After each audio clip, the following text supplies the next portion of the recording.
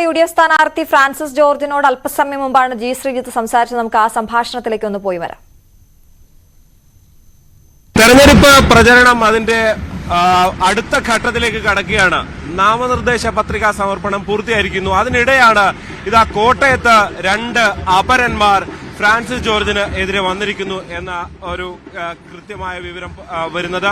എന്നോടൊപ്പമുണ്ട് Francis George. അദ്ദേഹത്തിന്റെ സ്ഥാനാർത്ഥി പര്യടനം തുടരുകയാണ്. രണ്ട് അപരന്മാരാണ് വന്നിരിക്കുന്നത്. ഒരാൾ CPM-ന്റെ പ്രാദേശിക ലോക്കൽ കമ്മിറ്റി അംഗമെന്ന് പറയുന്നു. എങ്ങനെയാണ് ഇതിനെ കാണുന്നത്? മറ്റേയാൾ കേരള കോൺഗ്രസ് എമ്മിന്റെ തൃശൂർ ജില്ലാ കമ്മിറ്റി അംഗമാണ്. ഞങ്ങൾ അറിയുന്ന ആളാണ്. അറിയുന്ന ആൾ തന്നെയാണ്. എന്താണ് ഇങ്ങനെ സംഭവിക്കുന്നത്? അല്ല, അത് സംഭവിക്കുന്നത് എന്താണെന്ന് വെച്ചാല് LDF-ന്റെ തികഞ്ഞ പരാജയ ഭീതിയിൽ നിന്നാണ് ഇങ്ങനെയുള്ള ജനാധിപത്യ വിരുദ്ധ പ്രവർത്തനങ്ങളൊക്കെ വരുന്നത്. അതിപ്പോ ഞങ്ങളെ സംബന്ധിച്ചിടത്തോളം ഞങ്ങൾ അതൊന്നും ഭയപ്പെടുന്നില്ല.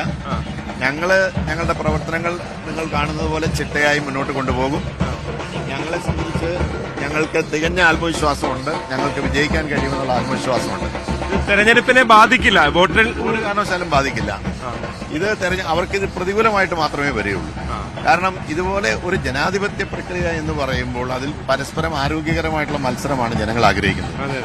ഒരു തരത്തിലുള്ള എന്താ പറയുക, അങ്ങനെയുള്ള ആ ഒരു മത്സരത്തിന് വിരുദ്ധമായിട്ടുള്ളൊരു നടപടി ഇതിപ്പോ ജനങ്ങളെ തെറ്റിദ്ധരിപ്പിക്കാൻ നോക്കുകയാണല്ലോ. അത് ജനങ്ങൾ ഒരിക്കലും അംഗീകരിക്കില്ല. ജനങ്ങൾ ഇതിനെതിരെ ശക്തമായിട്ട് പ്രതികരിക്കും. സാധാരണഗതിയിൽ ഈ നേതാക്കളൊന്നും വരാറില്ല അങ്ങനെ ഇങ്ങനെ അപരന്മാരായിട്ട്. പലയിടത്തും അപരന്മാര് വരാറുണ്ട് തെരഞ്ഞെടുപ്പിൽ. ഇതിപ്പോ നേതാക്കൾ വരുന്നു എന്നുള്ളതാണ്. വേറെ സാധാരണ ജനങ്ങൾ നിന്നു കൊടുത്തിട്ടുണ്ടാവില്ല. അവരാരും ഇതിന് തയ്യാറായിട്ടുണ്ടാവില്ല. പലരെയും അവർ സമീപിച്ചിട്ടുണ്ട് എന്ന് ഞങ്ങൾ അറിഞ്ഞിരുന്നു. പക്ഷെ അവര് ഒന്നും അതിന് തയ്യാറായിട്ടുണ്ടാവില്ല. കാരണം ഒരു സാമാന്യമായി ഒരു നല്ല രീതിയിൽ ഒരു സ്വതന്ത്രവും നിഷ്പക്ഷമായ തെരഞ്ഞെടുപ്പ് ആഗ്രഹിക്കുന്ന ആരും ഇങ്ങനെ ഒരു പ്രവൃത്തിക്ക് പോവില്ല.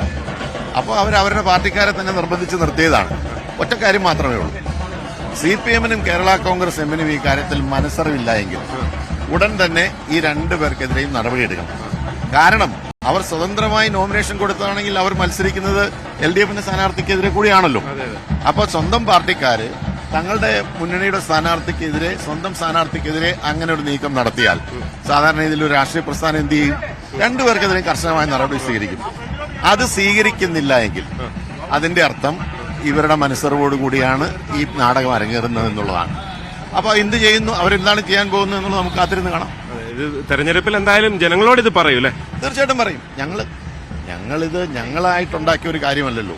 അവർ തന്നെ ചെയ്തൊരു കാര്യം, അല്ലെങ്കിൽ അവർ ചെയ്തിട്ടില്ലെങ്കിൽ അവർ അങ്ങനെ പറയട്ടെ. അപ്പൊ സ്വാഭാവികമായി ഞങ്ങൾ ജനങ്ങളുടെ മുൻപാകെ വിശദീകരിക്കേണ്ടതായിട്ട് വരും. കാരണം ഞങ്ങളുടെ സ്ഥാനാർത്ഥി UDF-ന്റെ സ്ഥാനാർത്ഥി ആരാണെന്ന് ഞങ്ങൾക്ക് വ്യക്തമായി പറയണ്ടേ. ഈ പറയുന്ന രണ്ടുപേര് UDF സ്ഥാനാർത്ഥിയുടെ അതേ പേരിൽ, ഏതാണ്ട് സമാന രീതിയിലുള്ള പേരിൽ രണ്ടുപേര് വന്നപ്പോൾ അതെങ്ങനെ വന്നു എന്നുള്ളതാണ്. LDF-ന്റെ പേര് സ്ഥാനാർത്ഥിയുടെ പേരിൽ അങ്ങനെയൊന്നും വന്നിട്ടില്ലല്ലോ. അപ്പൊ അതെങ്ങനെ വന്നു എന്നുള്ളതിനെ കുറിച്ച് ഞങ്ങൾക്ക് വ്യക്തമായിട്ട് പറയേണ്ടതായിട്ട് വരും. പ്രചരണ രംഗത്ത് ഉന്നയിക്കൂലേ? നാട്ടകം സുരേഷ് DCC പ്രസിഡന്റും നമ്മോടൊപ്പം ഉണ്ട്.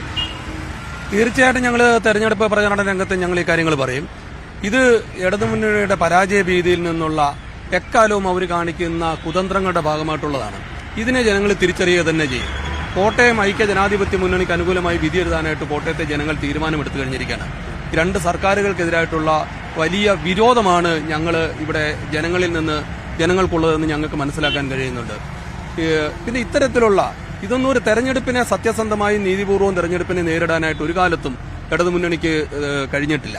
അവരെപ്പോഴും ഇങ്ങനെയുള്ള കുതന്ത്രങ്ങളുമായിട്ടാണ് അവർ തെരഞ്ഞെടുപ്പില് എതിർ സ്ഥാനാർത്ഥിയെതിരെ വരുന്നത്. ഞങ്ങളുടെ ഇന്നലെ നോമിനേഷൻ കൊടുത്ത സമയത്ത് ഞങ്ങൾ ഇന്നലെ നടത്തിയ റോഡ് ഷോ, ഇന്ന് നടക്കുന്ന ഈ പരിപാടി എത്ര വലിയ സ്വീകാര്യതയാണ് ഞങ്ങളുടെ സ്ഥാനാർത്ഥിക്ക്. ഈ അപരന്മാരൊന്നും നിങ്ങളെ ബാധിക്കില്ല.